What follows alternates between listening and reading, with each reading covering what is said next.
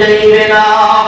এই দুনিয়া সবই পর, কবর তোরা সুন্দর, ঠিক কিনা বলেন? এই দুনিয়া সবই পর, কবর তোরা সুন্দর। কেমনে সেটায় থাকিবি পরে, শুধুই মাটির বিছানা। চিন্তা করে দেখো না, কবর কি যাইবে না।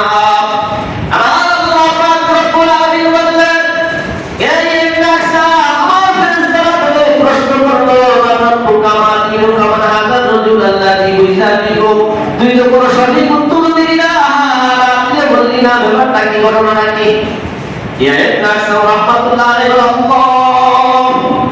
তোমার ফেরেশতারা যখন আমাকে প্রশ্ন করলো, তখন আমি একটা আল্লাহর হাবিব সাল্লাল্লাহু আলাইহি সাল্লামের একটা হাদিস নিয়ে চিন্তা করতেছি, গবেষণা করতেছি, হাদিসটা কি সত্য কিনা মিথ্যা। সুবহানাল্লাহ, তো একটা হাদিস নিয়ে চিন্তা করতেছি যে হাদিসটা কি সত্য কিনা মিথ্যা।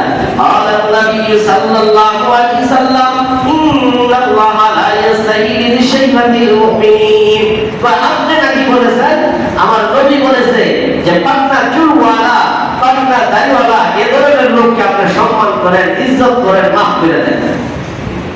তা আপনার ফেরেশতারা আমাকে যেভাবে ধমক দিয়ে প্রশ্ন করছে, আমি ওই সময় চিন্তা করতেছি হাদিসটা কি সত্য কিনা মিথ্যা। আমার তো একটু সম্মান করলো না, মাফ করে দিল না।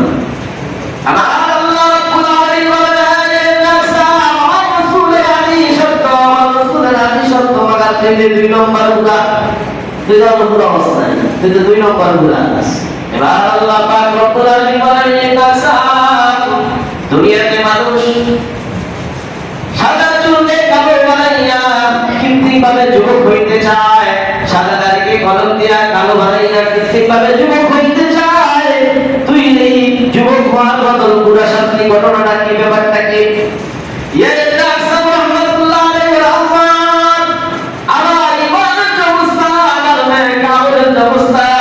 আমি তোমার ফেরেশতাদের সাথে গুনাহো না।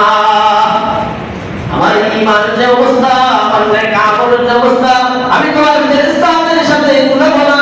আমি জাহান্নামের ভয়ে, তোমার খৌফের ভয়ে, ফুলসিরাতের ভয়ে আমি তার সামনে থেকে জাহান্নাম থেকে বাঁচানোর জন্য গুনাহ বানাই দিয়েছি। আমার আল্লাহ রাব্বুল আলামিন তুই আমাদের ভয় করছস, আমার কবরের সওয়াবকে ভয় করছস, আমার জাহান্নামকে ভয় করছস, যা যা আমি আল্লাহ তোকে ক্ষমা করে দিলাম। সুবহানাল্লাহ, আলা ইন্না আউলিয়া আল্লাহি লা খাউফুন আলাইহিম ওয়া লা হুম ইয়াহজানুন।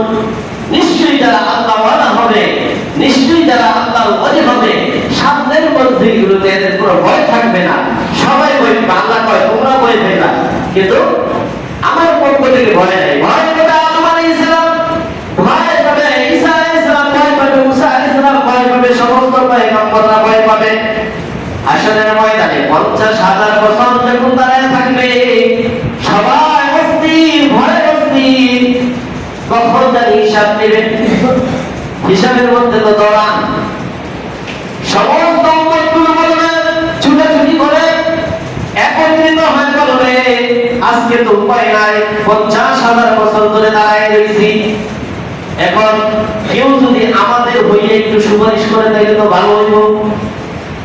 চলো আউওয়ালা আদম, আদম আলাইহিস সালামের কাছে যাই। উনি এক হইল সর্বপ্রথম নবী, আরেক হচ্ছে উনি হচ্ছে আমাদের বাবা, ঠিক নেই? তো বাবা তো সন্তানকে বলতে পারে না। চলো সবাই আদম আলাইহিস সালামের কাছে।